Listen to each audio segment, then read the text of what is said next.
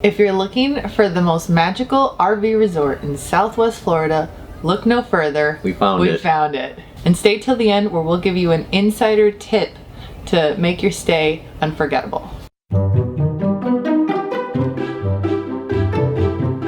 Hey everybody, I'm John. And I'm Mercedes. And we are the RV Odd Couple. Long story short, we sold our house and all our possessions to RV full-time with a toddler and a dog.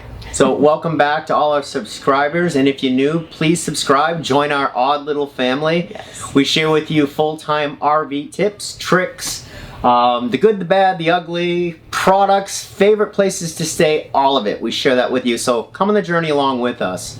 In today's video, we're going to do our full review of the Royal Coachman, which is it's a little slice of heaven in the southwest side of Florida. It's in Nokomis. Yes. Which is right above Venice, Florida, and just below Sarasota. Yeah, and it's absolutely beautiful. We've stayed at a bunch of resorts in Southwest Florida because that's where we left on this journey from. But we picked this one because it was so special. And an important thing to note is that we're not paid for this. This resort is so awesome that we went out of our way to share about it because we want people to know. We loved it that much. We extended awesome. our stay 3 times when we were there. We did not want to leave. It was that beautiful. Yes. So where is it located? One of the things I love about this spot with a big RV is it's literally about a mile off of I-75, which is the main route that goes south and north right down Florida.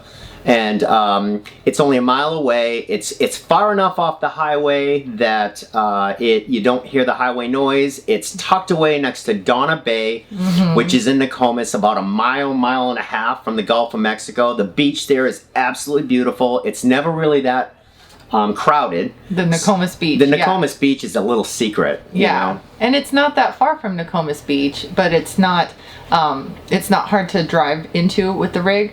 The grocery shopping is really close. Really close. But you don't feel like you're in a city, and that's really important. You feel like you're in the woods. It really is a little slice of paradise. It is. Some of the amenities at this resort, which really stood out, include obviously the washer and dryer, but they also have a huge fancy gym that's just incredible.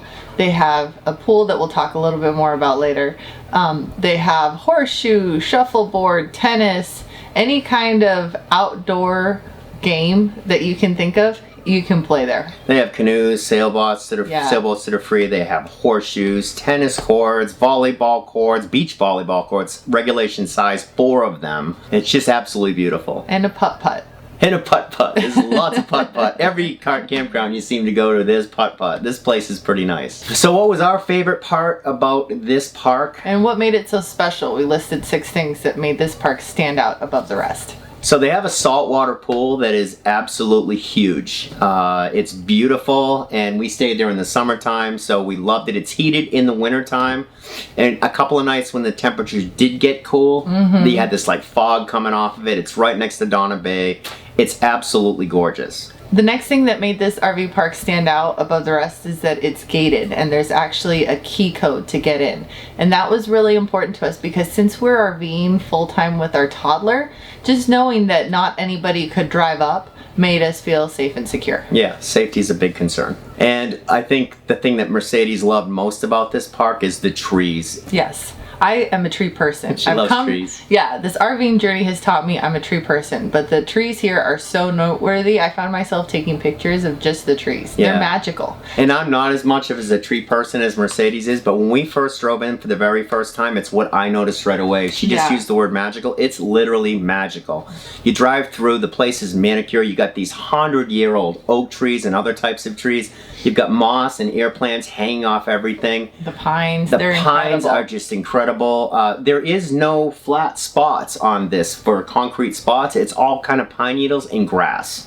Yeah, but the other thing that's really nice is that Florida can get really hot, so the trees give you this nice cooling shade and the breeze flows through. It's amazing. And the shade in Florida in the summertime will drop the temperatures 15 to 20 degrees. The feel anyways, the feel. One of the other things that we loved about this resort, and we've only been to I think 9 so far, but this one, they keep the grounds impeccably It's absolutely beautiful. The groundskeepers are great. And they're always out working. They're always out working, pruning trees, taking care of landscaping, cutting the lawn, weed whacking, painting decks. It's They're beautiful.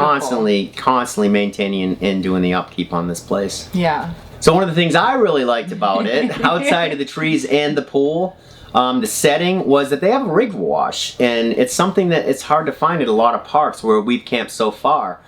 Typically in RV parks, they don't want you washing your vehicle on your site. Yeah. For a lot of different reasons. It makes a mess, makes it muddy, and it uses a lot of water. So they have a rig wash in the back of the RV park near the dog park. There's plenty of room for big rigs. You can wash your car, you can wash your truck. They've got plenty of hoses. They've got an electrical hookup so that I can use my electric powered power washer for my truck and my rig. I love that. I think it was fantastic. Yeah. The final thing about Royal Coachman that really stood out to us was they have a dog park. It's gated, and it has a little station to clean up mess, and they have really adorable dog toys that they can run through, and like a little doggy obstacle course. It's really cool. Skippy really enjoyed that park, and so did Sage, because we could actually go in there with the dog and Sage would run wild, and they had a nice 4-foot chain link fence all the way around, about a half of an acre, and they actually separated into 2 sections, one obstacles and one no obstacles, but they've got bags there to clean out messes. We found the place beautiful. If you come this far, it's probably because you wanted to hear about the top secret of camping at Royal Coachman. If you're going to stay at Royal Coachman, call ahead and try to stay in the outer circle. We stayed on what we think was one of the most beautiful lots in there. It was a large site. It was on the corner. The back of it, looking out the back window, was just incredible trees where we could bring Sage out for walks in the morning. The dog park was there. We loved it. It was lot 60. So if you're gonna stay at Royal Coachman, good luck. They're probably swamped in the wintertime. They were pretty busy in the summertime when we were there. But look to go in the outer circle. Call ahead and enjoy your stay. Yeah, and if you've stayed there before, we want to hear what your experience was like at Royal Coachman. Yeah, that'd be great if you could leave it in the comment section. And thanks for watching this video. Please leave us a thumbs up if you liked it. Subscribe if you haven't yet subscribed. Hit the notifications button and join our odd little family. We look forward to seeing you in the next video. Thank you. Thank you.